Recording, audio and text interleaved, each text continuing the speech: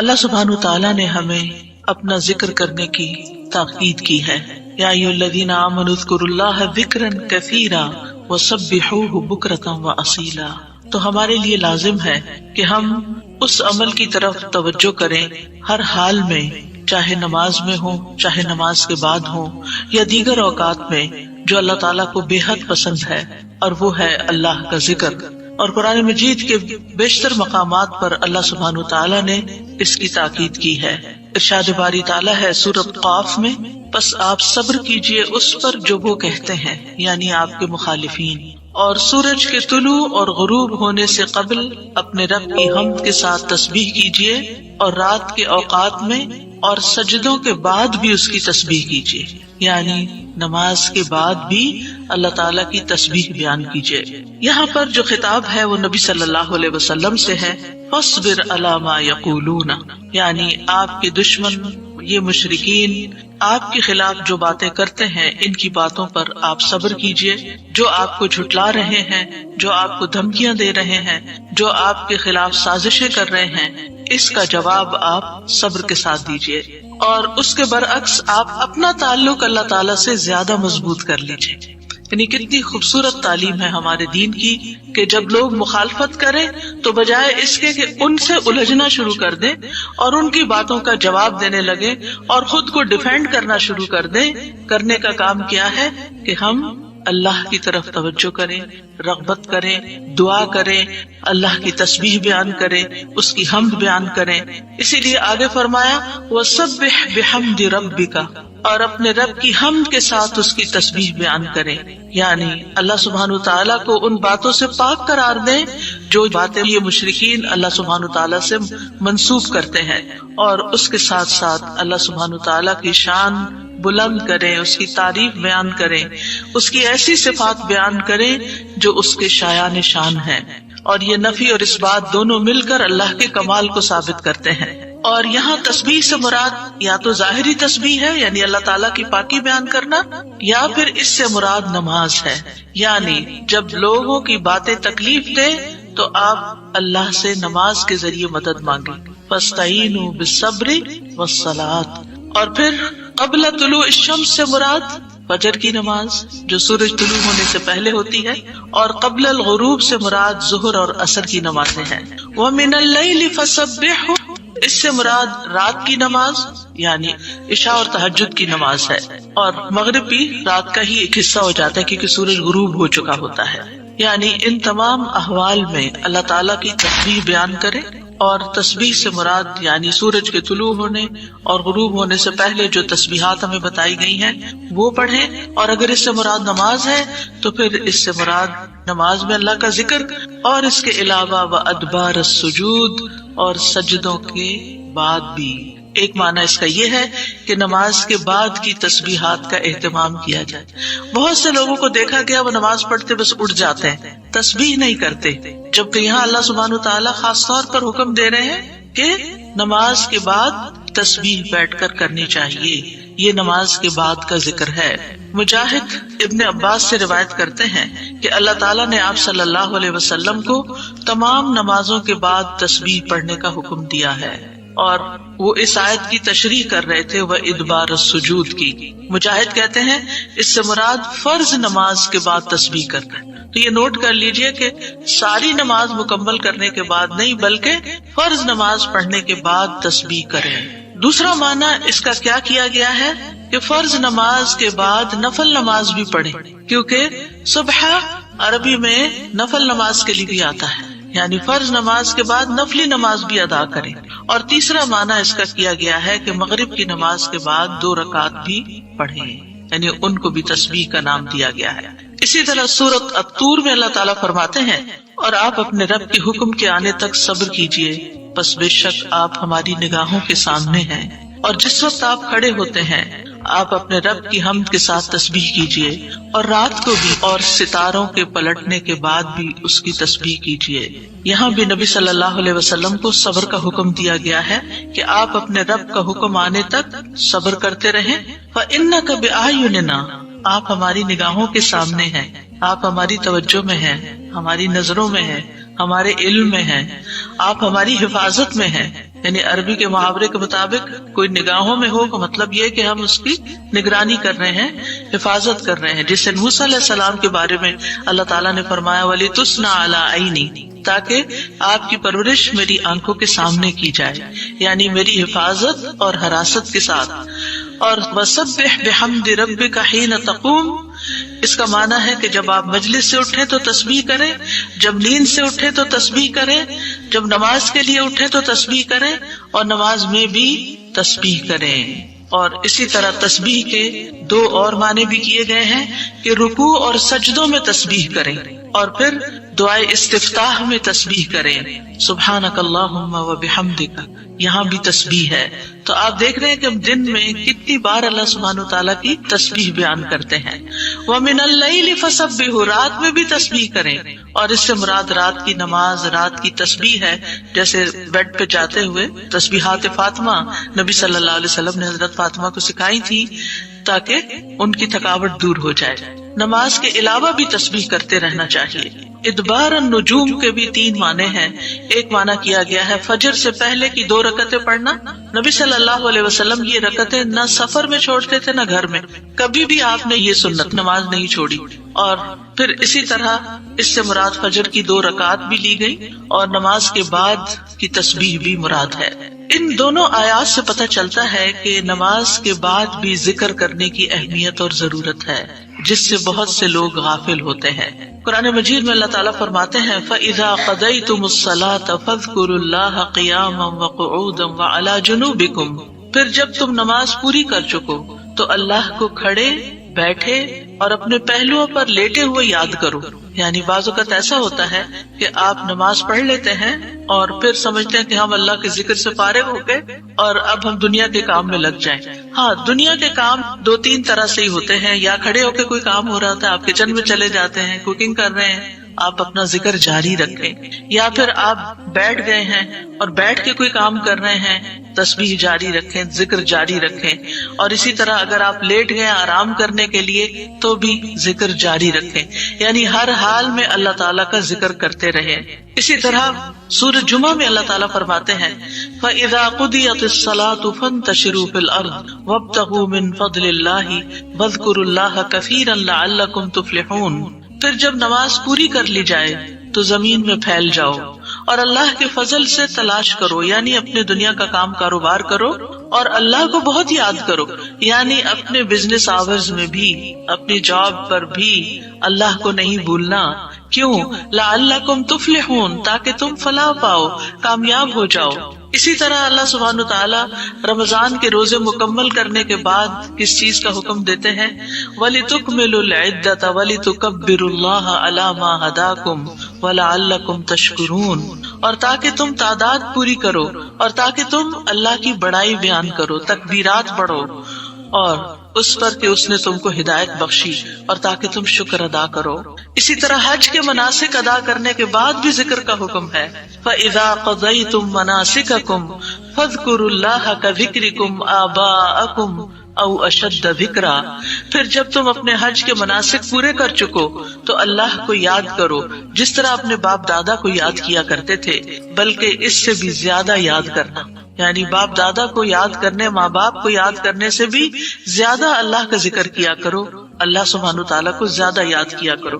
کیونکہ انسانوں کی یاد انسانوں کو دکھی کرتی ہے، لیکن اللہ کی یاد دلوں کے اطمینان کا باعث بنتی ہے، دلوں کے اندر سکون کا باعث بنتی ہے. الا بذکر اللہ تطمئن القلوب، خبردار اللہ کے ذکر سے دلوں کو اطمینان نصیب ہوتا ہے. تو آپ نے دیکھا کہ تمام عبادات کے بعد ذکر کا حکم ہے، تسبیح کا حکم ہے، تکبیر کا حکم ہے.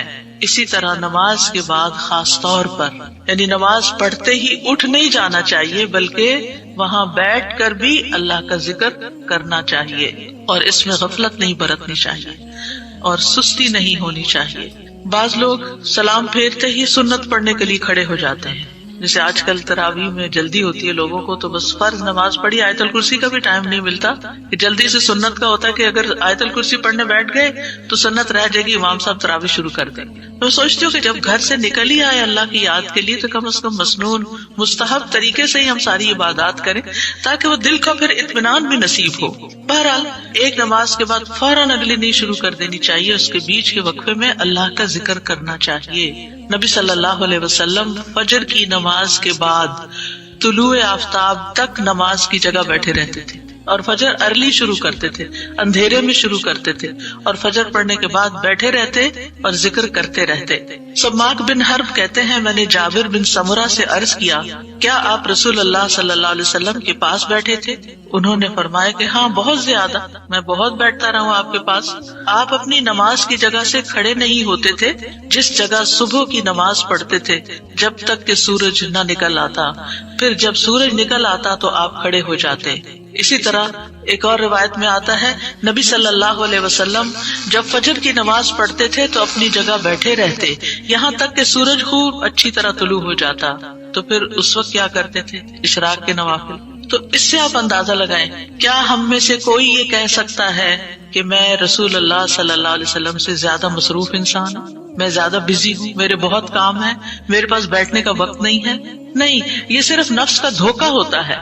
نفس ہمیں دھوکہ دیتا ہے کہ دیکھو پہلے تم اٹھے ہو تہجد کے لیے، پھر تم نے پڑھی نماز اور پھر پڑھے اذکار، اور اب تم پھر بیٹھ کے اور انتظار کرو، اٹھو کچھ اور کام کرو، اچھا میرا وہ کام بھی ہے، میرا وہ کام بھی ہے. اور اس طرح ہم اپنے آپ کو تسلیاں دے کر اپنی جگہ سے اٹھ جاتے ہیں اور ذکر میں کوتاہی کر جاتے ہیں، جبکہ مستحب یہی ہے کہ اسی جگہ بیٹھ کر چاہے آپ تلاوت قرآن کریں، چاہے آپ صبح شام کے اذکار، یہی وقت ہے ان کا سورج نکلنے سے پہلے، اور حفاظت کے لیے جو پڑھتے ہیں وہ انہی اوقات میں پڑھے جاتے ہیں.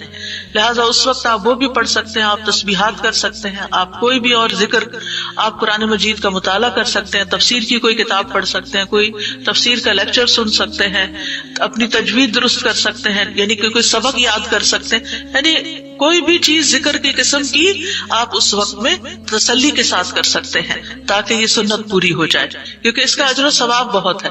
جو شخص اسی جگہ بیٹھا رہے اور پھر نفل پڑھ کے اشراق کے اٹھے تو اس کو حج عمرے کا ثواب ملتا ہے. نبی صلی اللہ علیہ وسلم نے صحابہ کو نماز کے بعد کے اذکار سکھائے. ابن تیمیہ رحمہ اللہ کہتے ہیں کہ نبی صلی اللہ علیہ وسلم جب لوگوں کو نماز پڑھاتے تھے تو آپ سلام پھیرنے کے بعد دعا نہیں کرتے تھے، اور نہ صحابہ ایسا کرتے تھے، نہ صبح کی نماز میں، نہ عصر کی نماز میں، نہ دیگر نمازوں میں، بلکہ آپ سے ثابت ہے کہ آپ اپنا چہرہ اصحاب کی طرف کر لیتے، یعنی پلٹ کے واپس بیٹھ جاتے، اللہ کا ذکر کرتے اور ان کو سکھاتے تھے. یعنی اذکار اور دعا میں تھوڑا سا فرق ہے. دعائیں زیادہ سے زیادہ سلام پھیرنے سے پہلے کر لیتے تھے، اور جو اذکار ہوتے تھے جیسے تسبیحات ہیں یا صبح شام کے اذکار ہیں یا باقی اذکار ہیں وہ بعد میں کر لیتے تھے، جیسے لا الہ الا اللہ وحدہ لا شریک لہ، اور اسی طرح دیگر اذکار جو ہیں. اور سلام پھیرنے کے بعد اللہ کا ذکر کرنا یعنی زیادہ مستحب ہے. اگرچہ دعا بھی کر سکتے ہیں، یعنی منع نہیں ہے. بعض علماء یہ کہتے ہیں کہ نبی صلی اللہ علیہ وسلم نے جو دبر الصلاۃ کا لفظ استعمال کیا نماز کے پیچھے، تو اس سے مراد نماز کے بعد بھی ہے.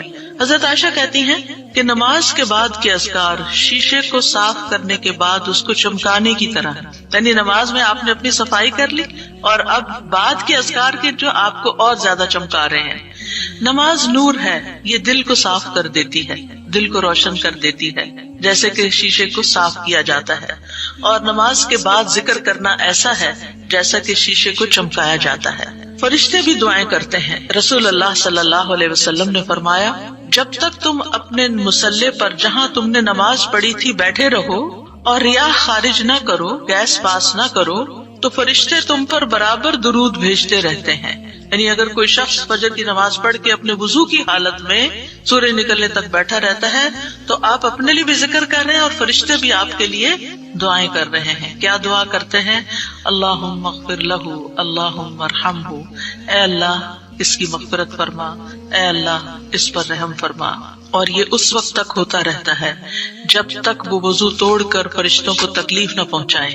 یعنی جب گیس پاس ہوتی ہے اور اس کی اسمیل سے پھر فرشتوں کو تکلیف ہوتی ہے تو فرشتے جو ہیں وہ پیاز کی اسمیل اور لہسن کی اور جسم سے نکلنے والے، اگر پسینہ بہت آ رہا ہے اور کپڑے نہیں آپ تبدیل کرتے، رات کے کپڑوں میں اٹھ کے نماز شروع کر دیتے ہیں اور وہ اسمیلی کپڑے ہوتے ہیں، تو اس سے فرشتے آپ سے دور رہتے ہیں اور اسی طرح اگر خوراک میں کوئی ایسی چیز ہے کہ آپ کی گیس میں بہت اسمیل ہے تو یہ چیز بھی فرشتوں کو تکلیف دیتی ہے اگر آپ مصلی پر بیٹھے ہیں یا آپ ذکر کی حالت میں ہیں. پھر اس وقت ذکر کرنا جو ہے اولاد اسماعیل سے غلام آزاد کرنے سے افضل عمل ہے، خاص طور پر اگر ہم لا الہ الا اللہ وحدہ لا شریک لہ والی تسبیح پڑھتے ہیں. ابو امامہ سے مروی ہے رسول اللہ صلی اللہ علیہ وسلم نے فرمایا سورج طلوع ہونے تک میں بیٹھ کر اللہ تعالیٰ کا ذکر کروں، اس کی بڑائی، اس کی حمد و تسبیح اور تحلیل کروں، یہ مجھے اولاد اسماعیل میں سے 2 غلام آزاد کرنے سے زیادہ محبوب. یعنی اس وقت کا ذکر ایسا ہے جیسے آپ نے اتنا بڑا صدقہ بھی کر دیا. اسی طرح عصر کے بعد سورج غروب ہونے تک ذکر کرنا مجھے اولاد اسماعیل میں سے 4 غلام آزاد کرنے سے زیادہ محبوب ہے.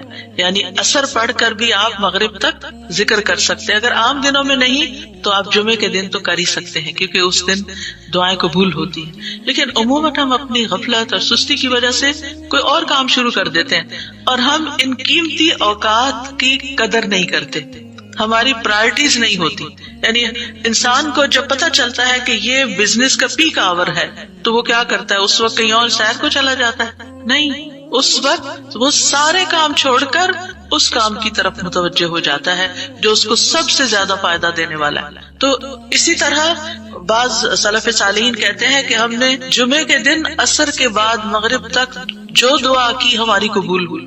یعنی یہ قبولیت دعا کا خاص وقت ہوتا ہے. جیسے صبح کا وقت بکرتن نماز فجر سے لے کر سورج نکلنے تک کا ہے، بڑا ہی قیمتی وقت ہے ذکر اذکار کے لیے. اسی طرح عصر کی نماز سے لے کر مغرب تک کا وقت بھی بڑا ہی قیمتی ہے. تو اس میں آپ دیکھیے خصوصاً آج کل آپ روزے سے ہیں، روزہ دار کی بھی دعا قبول ہوتی ہے.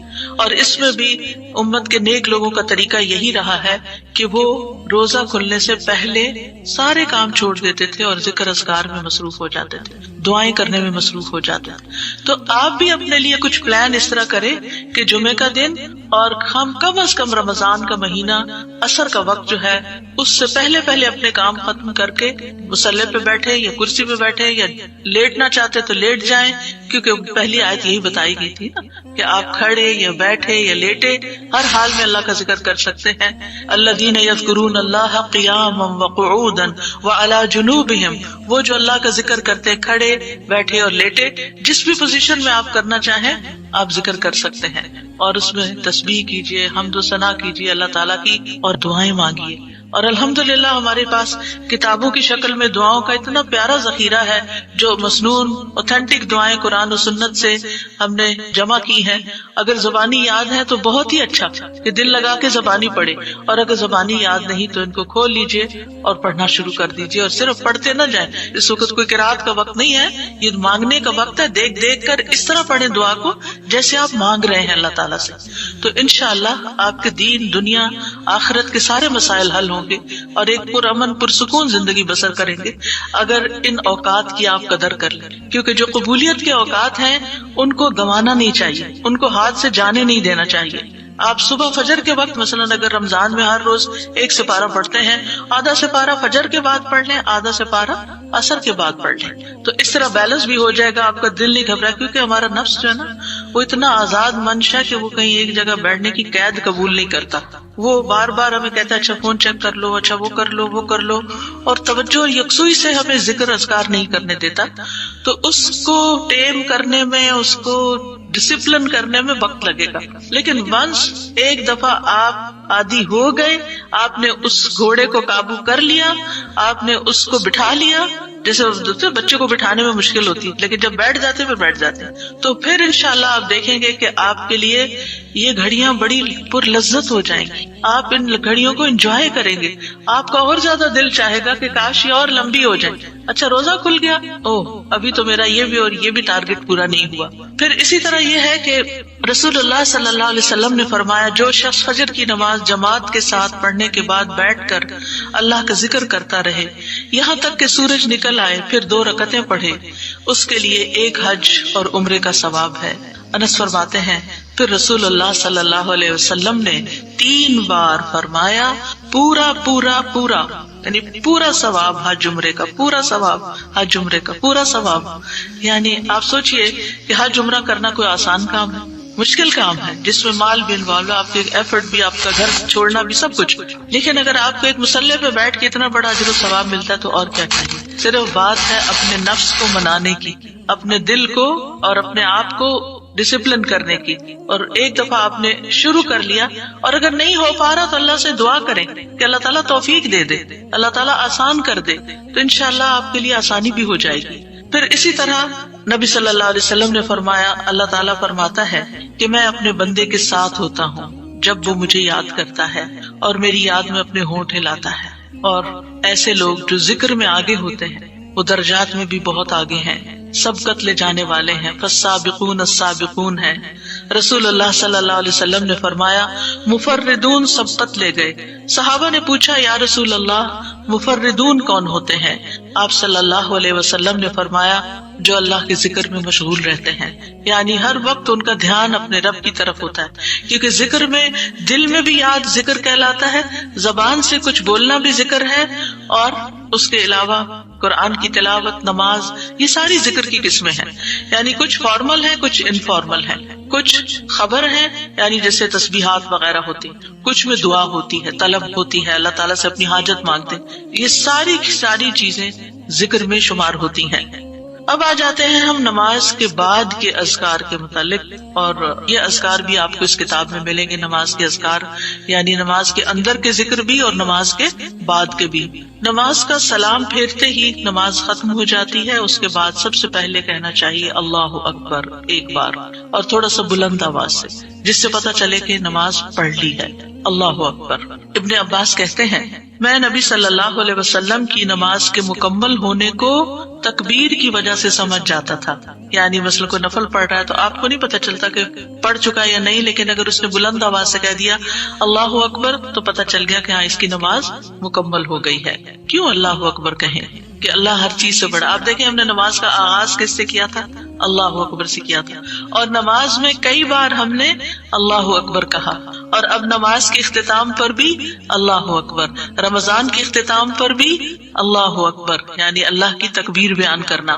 اللہ سبحانہ وتعالیٰ قرآن مجید میں فرماتے ہیں اتل ما اوحی الیک من الکتاب واقم الصلاۃ ان الصلاۃ تنہی عن الفحشاء والمنکر ولذکر اللہ اکبر واللہ یعلم ما تصنعون. کتاب میں سے جو آپ کی طرف وحی کیا گیا ہے اس کی تلاوت کیجیے اور نماز قائم کیجیے، بے شک نماز بے حیائی اور برائی سے روکتی ہے، اور یقیناً اللہ کا ذکر تو سب سے بڑی چیز ہے، اور اللہ کو معلوم ہے جو کچھ تم کرتے ہو.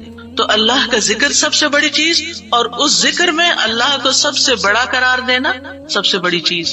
اور نبی صلی اللہ علیہ وسلم اور پھر صحابہ کا طریقہ بھی یہی تھا کہ آپ فرض نمازوں کے بعد ذکر کرتے اور آوازیں بلند کرتے، یعنی نماز کے بعد کا ذکر جو ہے اس میں آواز اونچی ہوتی ہے. ابن عباس اس بات سے معلوم کر لیتے کہ لوگوں نے سلام پھیر لیا ہے کیونکہ وہ ان کے ذکر کی آواز سنتے تھے. یعنی مطلب یہ ہے کہ نماز کے بعد اللہ اکبر بھی اونچی آواز میں، استغفر اللہ استغفر اللہ استغفر اللہ یہ بھی ذرا اونچی آواز میں. یعنی ایک ہوتا ہے سری ذکر یعنی دل ہی دل میں پکارنا، اور ایک ہوتا ہے جہری جس میں یہ ذکر جو نماز کے بعد ہوتا ہے اس کو تھوڑا اونچی آواز میں کرنا چاہیے. اور جس طرح وتر ختم ہونے کے بعد سبحان الملک القدوس سبحان الملک القدوس سبحان الملک القدوس ذرا اونچی آواز میں کہنا چاہیے. تو نبی صلی اللہ علیہ وسلم اس ذکر کو ہمیشہ اونچی آواز میں کرتے تھے.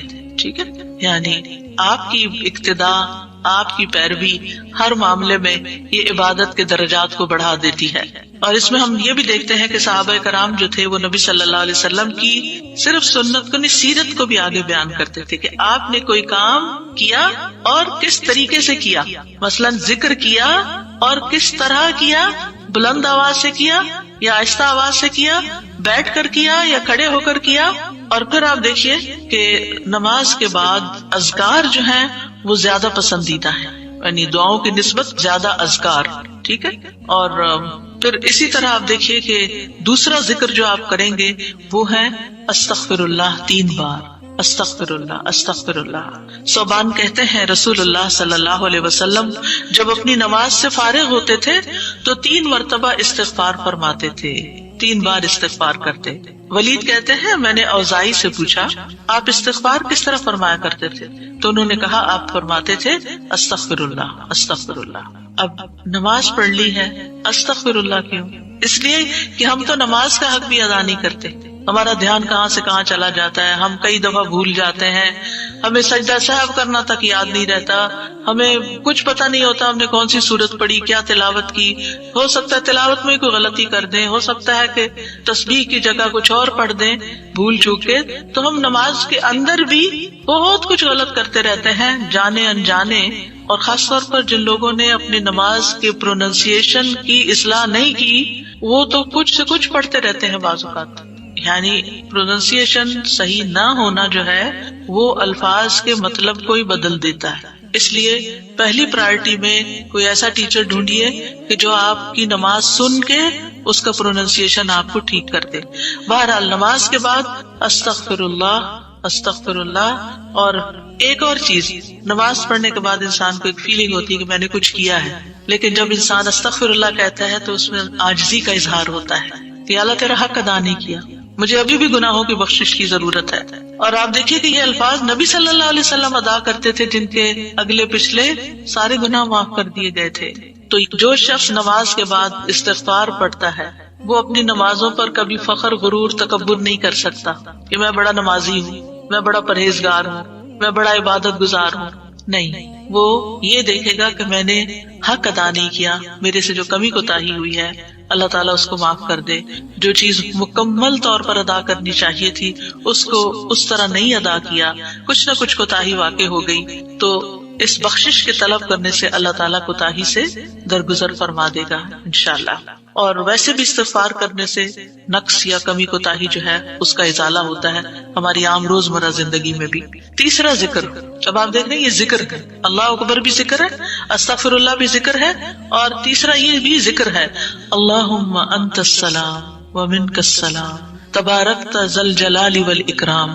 اے اللہ تو سراپا سلامتی ہے اور تجھی سے سلامتی حاصل ہوتی ہے، تو بڑی برکتوں والا ہے، اے جلال و اکرام والے. یعنی استغفار کے بعد پھر فوراً بعد اللہ تعالیٰ کی تعریف اور یہ ذکر. السلام جو ہے یہ اللہ تعالیٰ کے ناموں میں سے ایک نام ہے، جس کا مطلب یہ ہے کہ اللہ تعالیٰ ہر طرح کی آفات سے، عیبوں سے، ہر طرح کے نقص سے سلامت ہے. کوئی چیز اس کو نقصان نہیں دے سکتی، نہ لوگوں کی باتیں جو اللہ تعالیٰ کے خلاف کرتے ہیں، یا لوگوں کے گمان، یا لوگوں کی نافرمانیاں اور گناہ اور عبادت نہ کرنا، اللہ کا حکم نہ ماننا. اللہ تعالیٰ کو کوئی چیز نقصان نہیں دیتی، وہ سلامت ہے، اس کو کسی کی ضرورت ہی نہیں ہے. یہ جو کچھ ہم کرتے ہیں، ذکر ہو عبادت ہو، یہ اپنے ہی فائدے کے لیے کرتے ہیں، اللہ تعالیٰ پر کچھ احسان نہیں ہے. تو ہم یہ کہتے ہیں اللہم انت السلام کہ اللہ تعالیٰ آپ سراسر سلامتی ہیں، اور آپ کا ہر فعل جو ہے وہ ظلم سے سلامت ہے، پاک ہے، ہر شر سے پاک ہے. آپ کی تقدیر، آپ کے فیصلے، ہر چیز سلامتی پر مبنی ہے. ومنک السلام، سلامتی تیری ہی طرف سے آتی ہے، یعنی تو ہی سلامتی دیتا ہے یا تو ہی سلامتی کو روک لیتا ہے. سلامتی کا مالک بھی تو ہی ہے، تو سلامت رکھے تو ہم سلامت ہیں. تو یہ تعلق اللہ تعالیٰ سے انسان اپنا ظاہر کرتا ہے کہ انسان اپنے رب کے بارے میں کیا سمجھتا ہے. تبارکتا، تبارکتا کا لفظ برکت سے ہے، جس کا مطلب ہوتا ہے کثرت سے کسی چیز کا بڑھنا اور قائم رہنا، یعنی تیری خیرات و برکات بہت زیادہ ہیں. ذل جلال والاکرام، اے عزت اور جلال والے. جلال کا مطلب ہے عظمت، بڑائی، اور اکرام کا مطلب ہے احسان. یعنی تو اپنے بندوں کو عزت و اکرام دیتا ہے، اپنے رسولوں کو، اپنے انبیاء کو اور اپنے صالح بندوں کو تو ہی عزت اور اکرام اور برکتیں عطا کرتا ہے. ساری نعمتیں تیری ہی طرف سے ہیں. اور یہ کتنا خوبصورت ذکر ہے جو ہم ہر نماز کے بعد کرتے ہیں، یا جو نہیں کر رہے انہیں لازماً کرنا چاہیے کہ اللہ سبحانہ وتعالیٰ سے ہم اپنے اچھے گمان کا اظہار کرتے ہیں، اور ایک طرح سے انڈائریکٹلی سلامتی اور برکت طلب بھی کرتے ہیں. آپ دیکھیے عموماً ہم جب کسی چیز کے اندر فائدہ دیکھتے ہیں تو ہم خیر اس سے وابستہ کر لیتے ہیں، یہ ہے تو کام ہوگا، یہ نہیں تو کام ہی نہیں ہوگا. مثلاً آپ کوئی قلم خریدتے ہیں اور اس سے لکھنا شروع کرتے ہیں اور آپ کو اچھا لگتا ہے، یا آپ اس سے جو لکھنا چاہتے تھے آرٹیکل یا کوئی چیز یا نوٹس اپنے تو بڑے اچھے لکھ پاتے ہیں، تو آپ کہنے لگتے ہیں یہ قلم بڑا مبارک ہے. ٹھیک ہے بھائی، قلم اچھا ہے، فائدہ دے رہا ہے آپ کو، لیکن اصل تو اللہ نے آپ کے لیے یہ وسیلہ بنایا کہ اس نے آپ تک یہ پہنچایا. تو اصل برکت اور خیر اور سلامتی کا منبع اللہ رب العزت کی ذات ہے. چیزوں کے ساتھ مت چمٹ جائیے اور ان پر اتنے ڈیپینڈنٹ نہ ہو جائیں کہ اللہ کو بھول جائیں اور اللہ تعالیٰ کی نعمت اور اللہ تعالیٰ کا احسان یاد نہ کریں. تو اس لیے ہر نماز کے بعد ہم اس بات کا اقرار کرتے ہیں کہ ساری برکتیں تیری ذات سے ہیں یا رب، ساری سلامتی تیری طرف سے ہے یا رب، عزت اور اکرام تیری ہی طرف سے ہے یا رب، تو ہی جس کو چاہے اس پر احسان فرماتا ہے، لہٰذا ہم یہ سب کچھ تجھ سے ہی طلب کرتے ہیں. پھر آپ دیکھیے چوتھا ذکر ہے لا الہ الا اللہ وحدہ لا شریک لہ لہ الملک ولہ الحمد وہو علی کل شیء قدیر. یہ بھی آپ 3 بار پڑھ سکتے ہیں، یہ بھی ذکر ہے، یعنی 3 مرتبہ اللہ تعالیٰ کی توحید کا اقرار. مغیرہ بن شعبہ جو وحی کے کاتب تھے ان سے مروی ہے کہ معاویہ رضی اللہ عنہ نے مغیرہ کو لکھا کہ کوئی حدیث جو آپ نے رسول اللہ صلی اللہ علیہ وسلم سے سنی ہو وہ مجھے لکھ کر بھیجیں. راوی کہتے ہیں کہ مغیرہ رضی اللہ عنہ نے انہیں لکھا کہ میں نے آپ صلی اللہ علیہ وسلم سے سنا ہے آپ اپنی نماز سے فارغ ہونے کے بعد 3 مرتبہ یہ پڑھا کرتے تھے لا الہ الا اللہ وحدہ لا شریک لہ لہ الملک ولہ الحمد وہو علی کل شیء قدیر. سب سے پہلے توحید کا اقرار کہ اللہ ایک ہے، وہی الہ ہے، وہی خالق ہے، مالک ہے، رب ہے، معبود ہے. پھر اس بات کا انکار کہ کوئی اس کا شریک ہو، لا شریک لہ.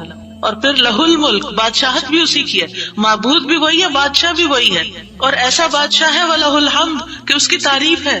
دنیا کے بادشاہوں کا حشر ہوتا دیکھا ہے آپ نے، ان کے ساتھ کیا کیا جاتا ہے، لیکن اللہ سبحانہ وتعالیٰ کی بادشاہت پر کوئی آنچ نہیں آتی، کوئی اس کو ہلا نہیں سکتا، کوئی اس کو نقصان نہیں دے سکتا، کوئی اس پر باتیں نہیں بنا سکتا، کوئی اس کا نقص نہیں نکال سکتا کہ اللہ تعالیٰ نے آسمان میں یہ کیا چیز بنا دی، اب زمین میں کیا بنا دی. نہیں، وَلَهُ الْحَمْدُ، اسی کی ہے تعریف. یعنی ایسا بادشاہ کہ جو قابل تعریف ہے، اور ایسا بادشاہ کہ وَهُوَ عَلَى كُلِّ شَيْءٍ قَدِيرٌ. دنیا کے بادشاہ انتہائی بے بس لاچار ہوتے ہیں، ان کے ہاتھ میں کچھ نہیں ہوتا، وہ انسانوں کے محتاج ہوتے ہیں، انسانوں کی خدمت کے، انسانوں کی مدد کے، انسانوں کے مال کے محتاج ہوتے ہیں. یہ بادشاہت کیا بادشاہت ہے جس کی ساری ڈیپینڈنسی لوگوں کے اوپر ہے. تو اصل بادشاہت تو اللہ کی ہے کہ جو ہر چیز پر پوری قدرت رکھتا ہے. تو آپ اس احساس کے ساتھ اگر اللہ تعالیٰ کا یہ ذکر کرتے ہیں تو آپ کا دل ایک سکون سے بھر جائے گا، ایک خوشی سے بھر جائے گا کہ میں ایسی ہستی کو جانتی ہوں، ایسی ذات کو جانتی ہوں کہ جو اتنی خوبیوں کی مالک ہے. کیونکہ یہ انسان کی فطرت میں ہے، انسان کی نفسیات میں ہے کہ وہ کسی چیز کی تعریف کر کے خوش ہوتا ہے، اور عام طور پر ہم صرف سامنے نظر آنے والی چیزوں کی تعریف کر کر کے خوش ہوتے رہتے ہیں، اور تھوڑے دن کے بعد وہ بھی خراب ہو جاتی ہے، وہ تعریف بھی ساتھ ہی چلی جاتی ہے. انسان ہے تو مر جاتے ہیں، ان کے اعمال ہے تو ختم ہو جاتے ہیں، اور کبھی وہ اچھے ہوتے ہیں اور پلٹ بھی جاتے ہیں. وہ کہاں گئی تعریفیں؟ جوان ہے تو بڑھاپے میں ساری تعریفیں چلی گئی، مالدار تھے تو غریب ہوئے تو ساری تعریفیں چلی گئی. اسی طرح علم ہے اور جنون لاحق ہو گیا تو ساری تعریفیں چلی گئی، سب کچھ الٹ گیا. اور دنیا کے یہ سارے نظارے آپ نے دیکھے ہوں گے کہ جب ہر نعمت لوگوں پر الٹ جاتی. اسی لیے ہم دعا کرتے ہیں نا کہ اللہم انی اعوذ بک من زوال نعمتک، کہ اللہ نعمتوں کے زوال سے بچانا. یہ انتہائی تکلیف دہ چیز ہے، لیکن یہ دنیا کا قانون ہے، یہ سب کچھ ہوتا ہے اور ہماری آنکھیں دیکھتی ہیں. لیکن اللہ سبحانہ وتعالیٰ ان سب چیزوں سے پاک ہے، اس کو کوئی زوال نہیں اور اس کا کوئی کچھ بگاڑ نہیں سکتا، اور وہ ہر چیز پر پوری طرح قادر ہے، جو چاہے کر سکتا ہے، اور تعریف اسی کے لیے ہے. 5واں ذکر لا الہ الا اللہ وحدہ لا شریک لہ لہ الملک ولہ الحمد وہو علی کل شیء قدیر. اللہم لا مانع لما اعطیت ولا معطی لما منعت ولا ينفع ذا الجد منک الجد. اللہ کے سوا کوئی الہ نہیں، وہ اکیلا ہے، اس کا کوئی شریک نہیں، بادشاہت اسی کی ہے اور تمام تعریف اسی کے لیے ہے، اور وہ ہر چیز پر پوری طرح قدرت رکھنے والا ہے. اے اللہ، جو کچھ تو نے دیا ہے اسے کوئی روکنے والا نہیں، اور جو کچھ تو نے روک دیا اسے کوئی دینے والا نہیں، اور کسی مالدار کو تیری بارگاہ میں اس کا مال نفع نہیں پہنچا سکتا. ابتدا میں تو وہی اللہ کی توحید بیان ہوئی، اس کی بادشاہت اور اس کی حمد کا ذکر ہے اور اس کی قدرت کا ذکر ہے، اور اس کے بعد کہ جو اللہ نے دیا، جو وہ دینا چاہتا ہے اسے کوئی روک نہیں سکتا. یہاں بھی آپ دیکھیں مانگ کچھ نہیں رہی، یہ ذکر ہے، یہ دعا نہیں، یہ کیا ہے؟ ذکر ہے. اور جو کچھ تو نے روک دیا کوئی دے ہی نہیں سکتا، اور سارے ہی مالدار فقیر ہیں، اور خاص طور پر تیرے سامنے فقیر ہیں.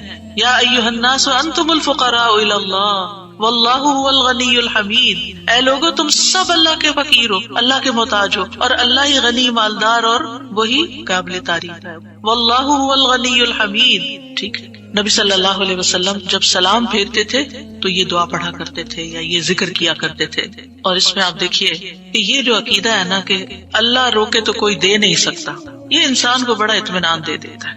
اگر کوئی چیز، کوئی خیر آپ کی طرف آنے سے رکی ہوئی ہے تو وہ اللہ ہی نے روکی ہوئی ہے، آپ پر رحمت کی وجہ سے، بدگمان نہ ہو اس سے، کسی وجہ سے رکی ہوئی۔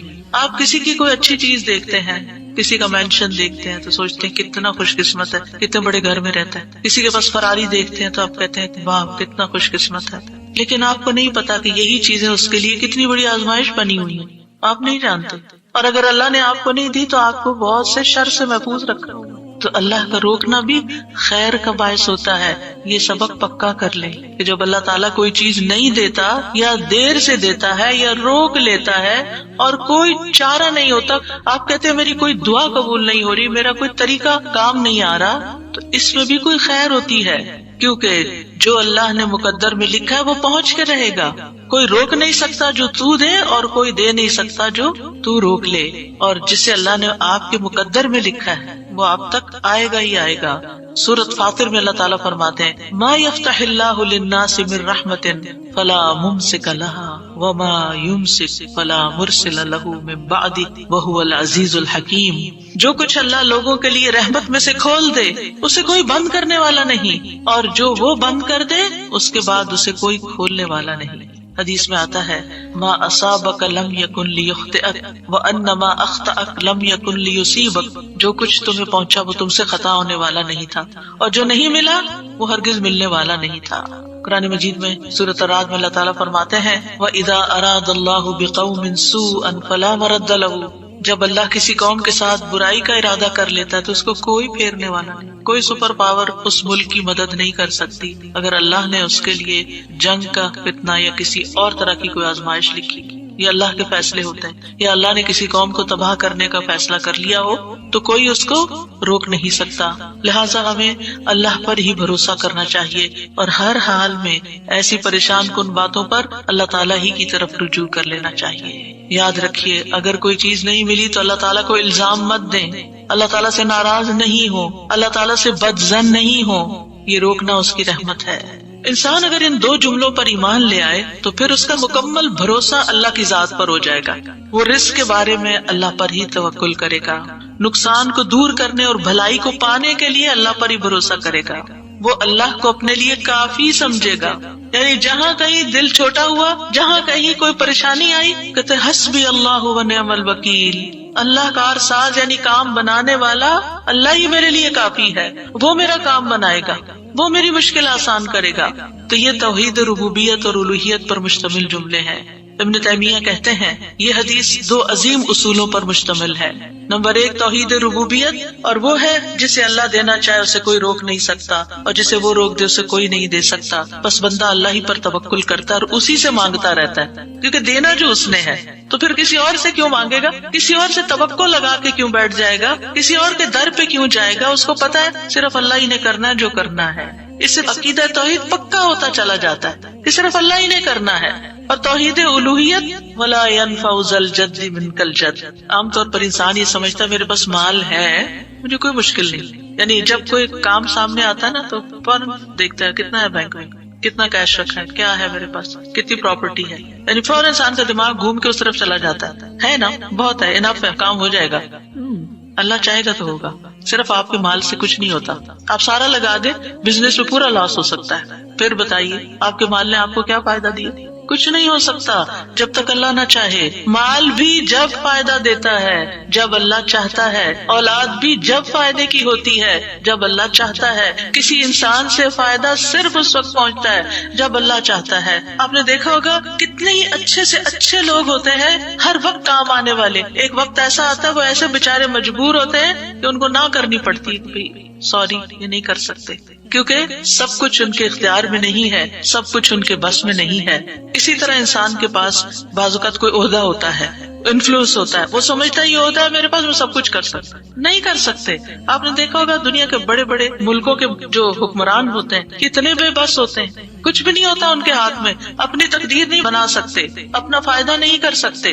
اور پھر آپ دیکھیے کہ اللہ سبحانہ وتعالیٰ دنیا اسے بھی دیتا ہے جس سے وہ محبت کرتا ہے، اور اسے بھی دیتا ہے جس سے وہ محبت نہیں کرتا۔ لیکن یاد رکھیے ایمان اس کو دیتا ہے، دین کی سمجھ اس کو دیتا ہے جس سے وہ محبت کرتا ہے۔ وَمَن يُرِدِ اللَّهُ بِهِ خَيْرًا يُفَقِّهْهُ فِي الدِّينِ۔ دنیا تو سب کے پاس، مومن مسلم کافر سب کے پاس ہو سکتی ہے دنیا کے بڑے بڑے فائدے ہر ایک کو مل سکتے ہیں، لیکن دین اس کو ملتا ہے جس سے اللہ محبت کرتا ہے۔ لہٰذا انسان کو اللہ ہی کی طرف رغبت کرنی چاہیے، اور کبھی بھی اپنے مال پہ، اپنے جاہ پہ، اپنے ریسورسز پہ، اپنی قوتوں پر، اپنے علم پر کبھی بھروسہ نہیں کرنا چاہیے کہ یہ میرے لیے کچھ بنائیں گے اور ان کی وجہ سے میں آگے بڑھ جاؤں گا اور ان کی وجہ سے میرا بہت فائدہ ہوگا۔ کہ اللہ فائدہ لائے گا نا، ان میں سے کوئی ایک چیز بھی آپ کے پاس نہیں ہوگی تو آپ کا کام بن جائے گا۔ اور اگر فائدہ نہیں دینا نا اللہ نے ان ساری چیزوں کے ہوتے ہوئے، کئی دفعہ لوگ کہتے ہیں ہر چیز ہے میرے پاس لیکن پھر بھی میرا یہ مسئلہ حل نہیں ہوتا، معلوم نہیں کیوں رکاوٹ آ گئی، اور پھر وہ غلط سوچنا شروع کر دیتے ہیں، فلاں کی بندش ہے، فلاں کی نظر ہے، فلاں نے یہ کر دیا۔ نہیں، نفع اور نقصان دونوں اللہ کے ہاتھ میں، نہ کسی کی نظر آپ کو نقصان دے سکتی ہے، نہ کسی کا جادو آپ کو نقصان دے سکتا ہے، نہ کسی کا حسد آپ کو نقصان دے سکتا ہے اگر اللہ نہ چاہے۔ لہٰذا اسی سے دعا کرتے رہیں، اور جو پروٹیکشن کی دعائیں اس نے سکھائی ہیں وہ پڑھتے رہیں، اور باقی بھروسہ اللہ کی ذات پر کریں۔ پھر چھٹا ذکر ہے لا الہ الا اللہ وحدہ لا شریک لہ لہ الملک ولہ الحمد وہو علی کل شیء قدیر لا حول ولا قوۃ الا باللہ لا الہ الا اللہ ولا نعبد الا ایاہ لہ النعمۃ ولہ الفضل ولہ الثناء الحسن لا الہ الا اللہ مخلصین لہ الدین ولو کرہ الکافرون۔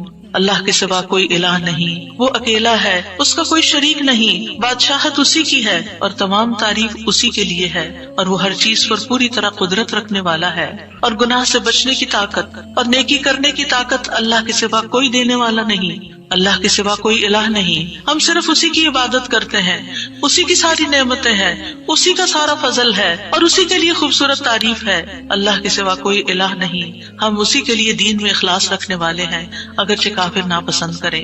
ابن زبیر سلام پھیر کر ہر نماز کے بعد یہ کہتے، اور راوی کہتے ہیں کہ انہوں نے کہا کہ رسول اللہ صلی اللہ علیہ وسلم ہر نماز کے بعد ان کلمات کے ساتھ تحلیل کیا کرتے تھے، یعنی اللہ تعالیٰ کی حمد و ثنا بیان کرتے تھے۔ یہ بھی کیا ہے نماز کے بعد کا ذکر، اور اس میں آپ دیکھیے لا الہ الا اللہ وحدہ کے علاوہ لا حول ولا قوت الا باللہ، لا حول ولا قوت الا باللہ، کہ کوئی پھیرنے کی قوت یعنی کسی برائی کو، نقصان کو دور کرنے کی، اور اسی طرح کوئی فائدہ حاصل کرنے کی قوت اللہ ہی کے پاس ہے۔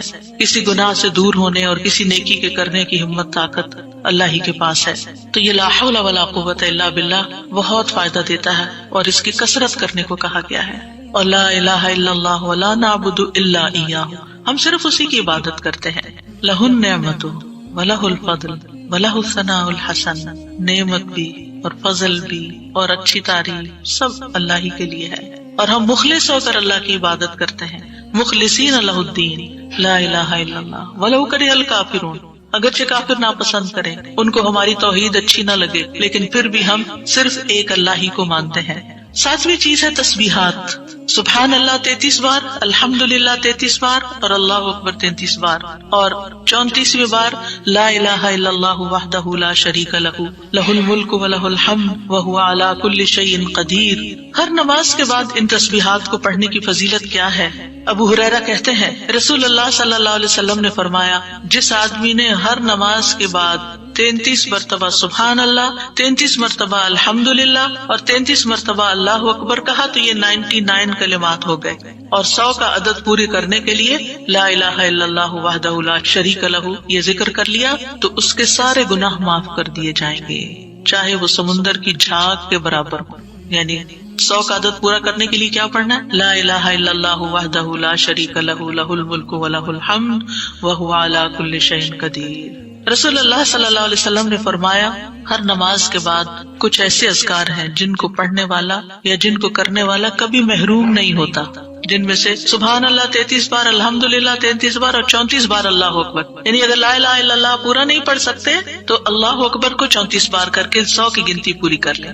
پھر اسی طرح رسول اللہ صلی اللہ علیہ وسلم کے پاس کچھ فقیر صحابہ حاضر ہوئے، کہا کہ امیر لوگ بلند درجات اور ہمیشہ رہنے والی جنت حاصل کر چکے، حالانکہ جس طرح ہم نماز پڑھتے ہیں وہ بھی پڑھتے ہیں، جیسے ہم روزے رکھتے ہیں وہ بھی رکھتے ہیں، لیکن مال و دولت کی وجہ سے انہیں ہم پر فضیلت حاصل ہے۔ اس کی وجہ یہ ہے کہ وہ حج کرتے ہیں، عمرہ کرتے ہیں، جہاد کرتے ہیں، صدقے دیتے ہیں، اور ہم محتاجی کی وجہ سے یہ کام نہیں کر سکتے۔ آپ نے فرمایا کیا میں تمہیں ایک ایسا عمل نہ بتا دوں، اگر تم اس کی پابندی کرو گے تو جو لوگ تم سے آگے بڑھ چکے ہیں تم انہیں پالو گے اور تمہارے مرتبے تک کوئی نہیں پہنچ سکتا، اور تم اپنے سامنے موجود لوگوں میں سب سے بہتر ہو جاؤ گے سوائے ان کے جو یہی عمل شروع کر دیں۔ ہر نماز کے بعد 33 بار سبحان اللہ، 33 بار الحمدللہ، 33 بار اللہ اکبر، اور پھر 34ویں بار تو وہ ذکر آپ کو بتا ہی دیا گیا۔ اور اگر آپ 33 بار نہ پڑھ سکیں تو 10 بار سبحان اللہ، 10 بار الحمدللہ اور 10 بار اللہ اکبر پڑھ لیا کریں، یعنی اگر جلدی ہے تو پھر 10 بار بھی پڑھ سکتے ہیں۔ نبی صلی اللہ علیہ وسلم نے فرمایا 2 عمل ایسے ہیں اگر کوئی مسلمان بندہ ان کی پابندی کر لے تو جنت میں داخل ہوگا، اور وہ بہت آسان ہے مگر ان پر عمل کرنے والے بڑے کم ہیں۔ وہ کیا ہے؟ ہر نماز کے بعد 10 بار سبحان اللہ، 10 بار الحمدللہ، 10 بار اللہ اکبر۔ فرمایا زبان کی ادائیگی کے اعتبار سے تو 150 بار ہے، یعنی 5 نمازوں میں 10 بار، اور ترازو میں 1500 ہوں گے۔ اور جب سونے لگے تو 34 بار اللہ اکبر، 33 بار الحمدللہ اور 33 بار سبحان اللہ کہے۔ زبانی طور پر تو یہ 100 ہے مگر میزان میں یہ تسبیحات 1000 ہوں گی۔ اور وہ کہتے ہیں یقیناً میں نے رسول اللہ صلی اللہ علیہ وسلم کو دیکھا، آپ انہیں اپنے ہاتھ سے شمار کرتے تھے، اور پھر کہتے ہیں دائیں ہاتھ سے، تو کرنے کا طریقہ کیا ہے؟ 3 دفعہ اوپر کو جائیے سبحان اللہ سبحان اللہ سبحان اللہ، اور 3 دفعہ نیچے کو آ جائیے سبحان اللہ سبحان اللہ سبحان اللہ۔ 1 انگلی پہ 6 بار ہو گیا، تو آپ کی 5 انگلیاں، تو 5 کو 6 دفعہ ضرب دیں تو کیا ہوتا ہے؟ 30، اور 3 دفعہ اور پڑھ لیں، اور اگر 34 ہے تو 1 اور پڑھ لیں۔ تو اس طرح ایک ہی ہاتھ پر، دائیں ہاتھ پر یہ تسبیحات آسانی سے پڑھی جا سکتی ہیں، کیونکہ ہاتھ سے تسبیح کرنا زیادہ پسندیدہ ہے۔ حضرت عبداللہ بن عمر کہتے ہیں میں نے رسول اللہ صلی اللہ علیہ وسلم کو دیکھا، آپ داہنے ہاتھ کی انگلیوں پر تسبیح کو شمار کرتے تھے، اور آپ نے صحابیات کو حکم دیا تھا کہ وہ اللہ کی تکبیر، تقدیس، تحلیل کی پابندی اختیار کریں اور اپنی انگلیوں پر شمار کریں، کیونکہ ان سے سوال ہوگا اور یہ بلوائی جائیں گی، قیامت کے دن ہاتھ بولیں گے، تو اگر ان پہ تسبیح آپ پڑھتے ہیں تو یہ بول کے بتائیں گے ہم تو اللہ کا ذکر کرتے رہے۔ 8ویں چیز ہے آیت الکرسی۔ اللہ لا الہ الا هو الحی القیوم لا تأخذه سنة ولا نوم له ما في السماوات وما في الأرض من ذا الذي يشفع عنده إلا بإذنه يعلم ما بين أيديهم وما خلفهم ولا يحيطون بشيء من علمه إلا بما شاء وسع كرسيه السماوات والأرض ولا يؤوده حفظهما وهو العلي العظيم۔ پورا اللہ کا تعارف ہے۔ اللہ وہ ہے کہ اس کے سوا کوئی معبود نہیں، وہ زندہ ہے، ہر چیز کو قائم رکھنے والا ہے، نہ اسے کچھ اونگ پکڑتی ہے اور نہ کوئی نیند، اسی کا ہے جو کچھ آسمانوں میں ہے اور جو کچھ زمین میں ہے۔ کون ہے جو اس کے پاس اس کی اجازت کے بغیر سفارش کرے؟ وہ جانتا ہے جو کچھ ان کے سامنے اور جو کچھ ان کے پیچھے ہے، اور وہ اس کے علم میں سے کسی چیز کا احاطہ نہیں کر سکتے مگر جتنا وہ چاہے۔ اس کی کرسی آسمانوں اور زمین کو سمائے ہوئے ہے، اور اسے ان دونوں کی حفاظت یعنی آسمان و زمین کی حفاظت تھکاتی نہیں، اور وہی سب سے بلند، سب سے بڑا ہے۔ ہر نماز کے بعد آیت الکرسی پڑھنے کی فضیلت یہ ہے کہ جو شخص نماز کے بعد اس کو پڑھ لیتا ہے اور اس نماز کے بعد اس کی ڈیتھ ہو جاتی ہے تو فرمایا اس کو موت کے علاوہ کوئی چیز جنت میں جانے سے نہیں روک سکتی، مر گیا تو سیدھا جنت میں۔ یہ قرآن مجید کی سب سے افضل آیت ہے۔ ابو ذر غفاری کہتے ہیں میں مسجد حرام میں داخل ہوا اور رسول اللہ صلی اللہ علیہ وسلم کو اکیلے دیکھ کر آپ کے پاس آ کے بیٹھ گیا۔ میں نے کہا یا رسول اللہ صلی اللہ علیہ وسلم کون سی آیت افضل ہے جو آپ پہ نازل ہوئی؟ آپ نے فرمایا آیت الکرسی۔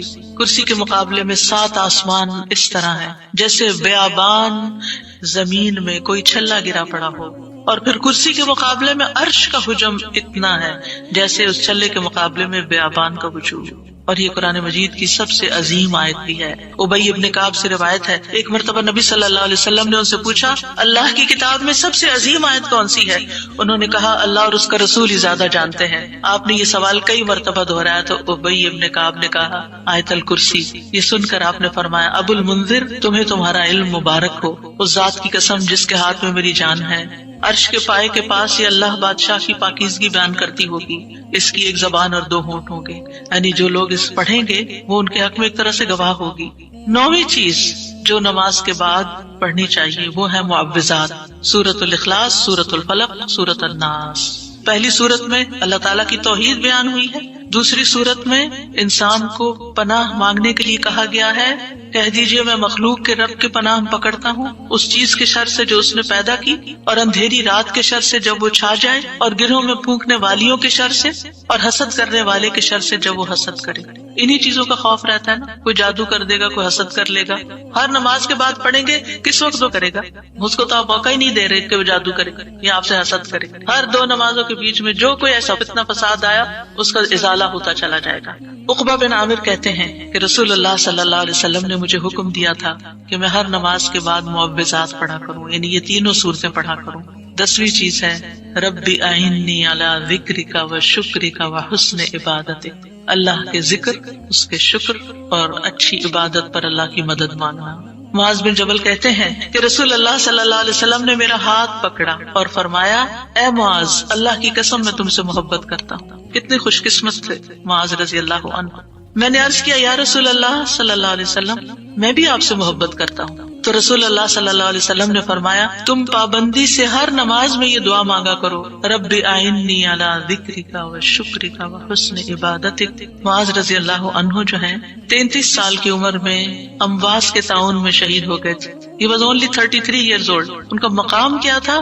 آپ کی بشارت کے مطابق وہ جنت میں علماء کے قائد ہوں گے، یعنی علماء امت کے جو عالم ہیں ان کو جنت کی طرف لیڈ کر رہے ہوں گے۔ کس وجہ سے آپ صلی اللہ علیہ وسلم نے ان سے محبت کا اظہار کیا؟ علم کی وجہ سے، علم کے حریص تھے اور نیکی کے کاموں میں آگے آگے، اور اتنی چھوٹی عمر میں عین جوانی کے وقت فوت بھی ہو گئے اور کتنا بڑا درجہ اور مقام پا گئے۔ ہمیں آج تک یہ سمجھ نہیں آتی کہ کون سے کام ایسے کریں کہ جس سے اللہ کی محبت ملے، جس سے اللہ کا قرب نصیب ہو، اور جس سے ہمیں رسول اللہ صلی اللہ علیہ وسلم کی محبت اور آپ کی شفاعت نصیب ہو۔ تو یہ ایک دعا ہے ان دعاؤں میں سے جو آپ نے خاص طور پر حضرت معاذ کا ہاتھ پکڑ کے قسم کھا کے محبت کا اظہار کر کے آپ کو یہ دعا سکھائی۔ چند لفظ ہیں، کیا ہمارے لیے یہ پڑھنا بھی مشکل ہے؟ پھر ہم اپنے لیے اس دنیا سے کیا کما رہے ہیں؟ اگر ہمیں اتنی بھی توفیق نہیں کہ نماز کے بعد ٹک کے یہ 4 کلمے پڑھ لیں تو پھر ہماری نمازیں کیا ہیں؟ ہم نے کیا مانگا اللہ سے؟ ہم تو دنیا کی اور آخرت کی خیر سے محروم ہو گئے۔ اور یہ دعا آپ دیکھیے اللہم سے بھی شروع ہوتی ہے اور ربی سے بھی شروع ہوتی ہے، دونوں کا ایک ہی تقریباً مطلب ہے، ایک میں الوہیت ہے اور ایک میں ربوبیت ہے۔ یعنی میں اللہ سے درخواست کرتا ہوں کہ اے اللہ مجھے اپنے ذکر پر، اور ذکر میں قرآن، نماز، تحلیل، تسبیح، استغفار، درود، سب چیزیں شامل ہیں، اللہ مجھے توفیق دے، اور پھر وہ شکر کی بھی توفیق۔ اور آپ دیکھیے کہ جب ہم دعا مانگتے ہیں نا کہ اللہم اعنی علی ذکرک، تو مطلب یہ ہے کہ ہماری زبان جو ہے وہ آپ کی اطاعت کرتی رہے، وہ کلمات بولتی رہے جس سے آپ کا ذکر ہوتا رہے۔ یعنی ایک تو ہے یہ مسنون اذکار ان کا پڑھنا، اور ایک یہ ہے کہ اللہ تعالیٰ کی نعمتوں کا ذکر کرنا، اللہ تعالیٰ کے احسانات کا ذکر کرنا، اللہ تعالیٰ کی قدرت کی نشانیوں کا ذکر کرنا، اللہ کے فضل کا ذکر کرنا۔ وَأَمَّا بِنِعْمَةِ رَبِّكَ فَحَدِّثْ، یہ بھی ذکر ہے۔ آپ اپنے بچوں کے ساتھ بات کر رہے ہیں اور اللہ تعالیٰ کے بارے میں کوئی بات کر رہے ہیں، دین کے بارے میں کوئی بات کر رہے ہیں، تو یہ بھی ذکر میں شمار ہوا۔ اللہ مجھے توفیق دے، اللہ میری مدد کر، کیونکہ ہمارے پاس وقت بھی ہوتا ہے، ہمارے پاس صلاحیت بھی ہوتی ہے، لیکن ہم توجہ نہیں کرتے، ہم کرتے نہیں ہے کام، کیونکہ توفیق نہیں ہوئی نا۔